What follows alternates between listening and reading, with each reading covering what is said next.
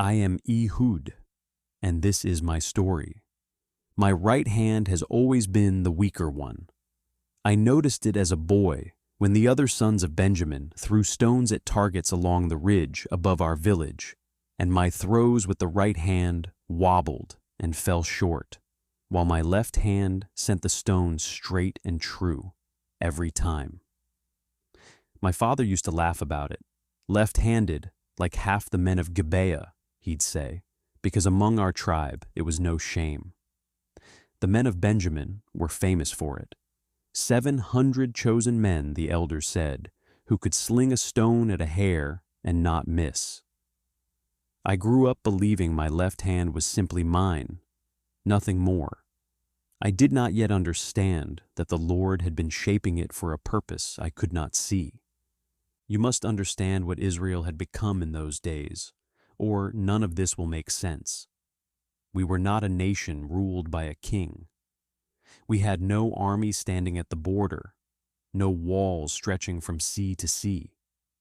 We were tribes scattered across the hill country, and when we forgot the Lord who had brought us out of Egypt, when we bowed to the gods of the peoples around us, the Baals, the Asherahs, he would lift his hand of protection, and our enemies would swallow us like a flood swallows dry ground. That is what happened with Eglon. Eglon, king of Moab, grew strong because the Lord made him strong. I did not understand this until much later, how the Lord himself can raise up an enemy to discipline a people he loves, the way a father takes away the toy from a child who has forgotten who gave it. Eglon gathered the Ammonites and the Amalekites to himself, crossed the Jordan, and took the city of palms, Jericho itself, or the plain around her ruins, and Israel served him.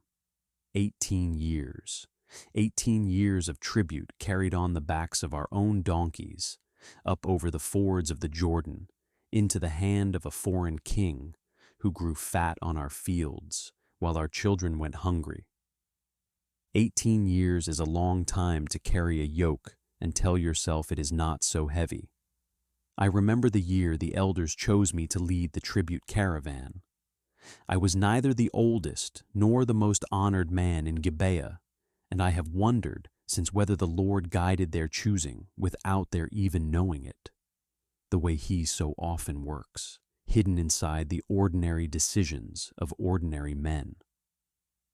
I only know that when they laid the task on me, something in my chest went very still, like a man standing at the edge of a water he cannot see the bottom of.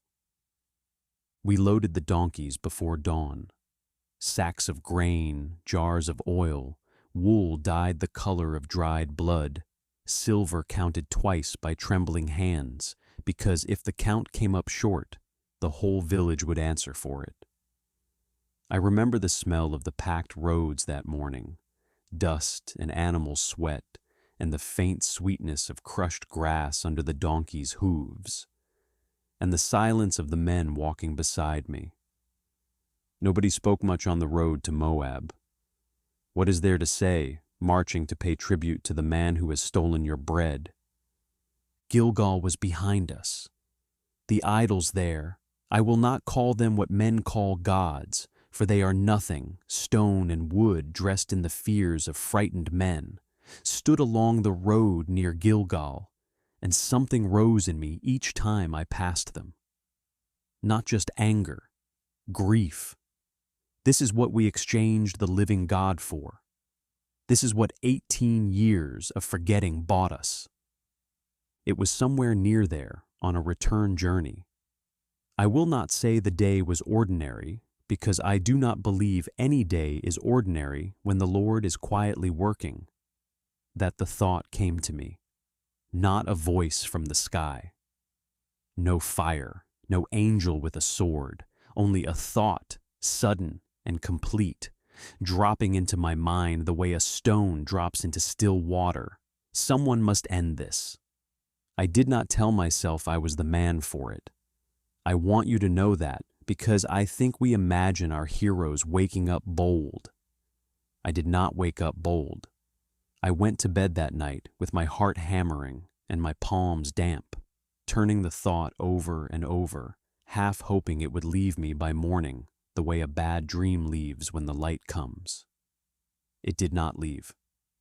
If anything, it grew heavier, the way a seed pressed into soil does not disappear. It only waits for the right rain. I made the sword myself. 2 edges, a cubit long, shorter than a man would expect a sword to be, because I did not need a soldier's blade. I needed a secret. I ground the metal by lamplight in the back room of my house. My wife asleep, my children asleep, and every scrape of stone against iron sounded to my own ears like a shout that would wake the whole village and expose me before I had even acted. I strapped the blade to my right thigh, under my cloak, where a guard's eyes would fall first upon a left-handed man's left side, expecting a weapon there and finding nothing, and never think to search the other. That is the part of this story that has stayed with me longest in the years since. The Lord had made me left-handed before I ever knew I would need it. He was already answering a prayer I had not yet learned to pray, working in the small and unremarkable years of my boyhood, so that on this one day, in this one chamber, my very body would become part of his deliverance.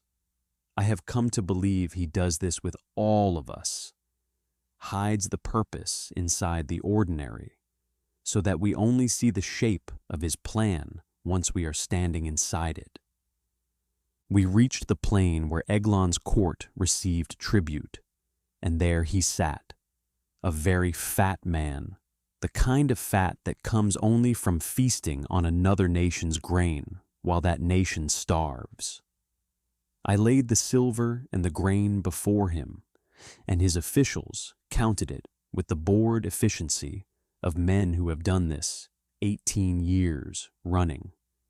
And I bowed low, my forehead nearly touching the floor, my heart pounding so loudly I feared he would hear it over the clink of silver.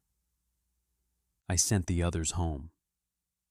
That was the moment fear tried hardest to turn me back, watching my own countrymen, men I had walked beside since childhood, disappear down the road toward the Jordan without me, toward safety, toward their wives and their suppers, while I turned my face back toward the idols near Gilgal, alone.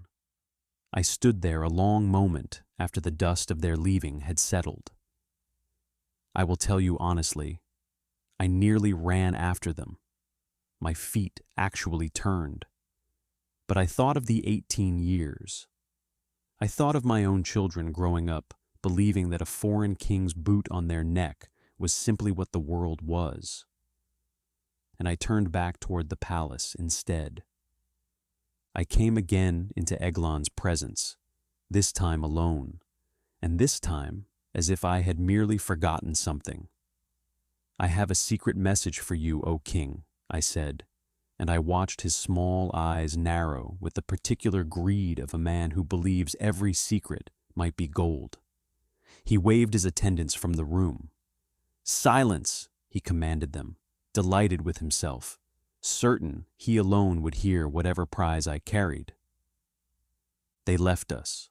The door closed, and I remember, in that instant, how the whole world seemed to shrink down to the size of that cool upper room, the roof chamber he used in the heat of the day, its walls thick and shadowed, a single window admitting a blade of afternoon light across the floor.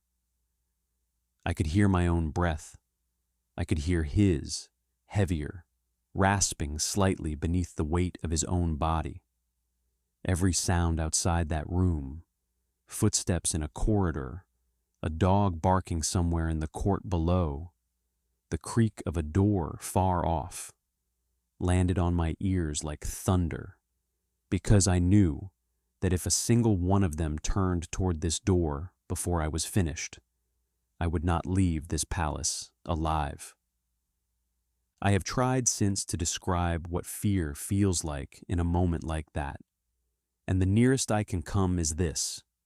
It is not loud. It does not scream.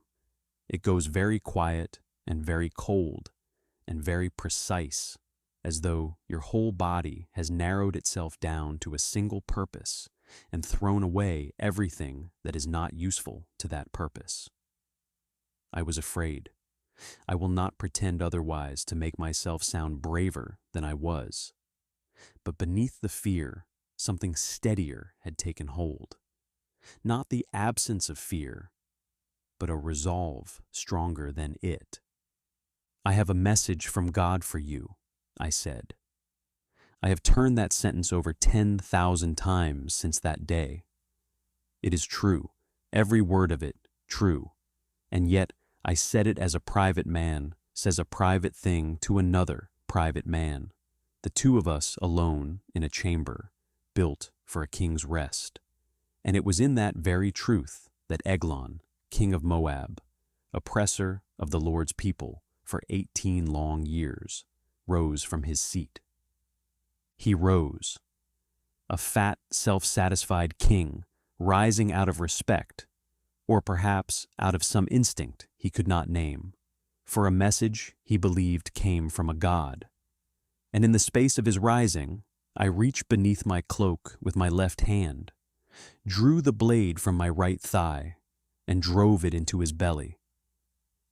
I will not linger long on what followed, except to say that the years of feasting that had made him fat had also made him unable to draw the blade back out, even had he wished to try. The fat closed in over the hilt, and I left it there, and I stepped back from him and out through the door, closing it and locking it behind me before his own body had finished settling upon the floor.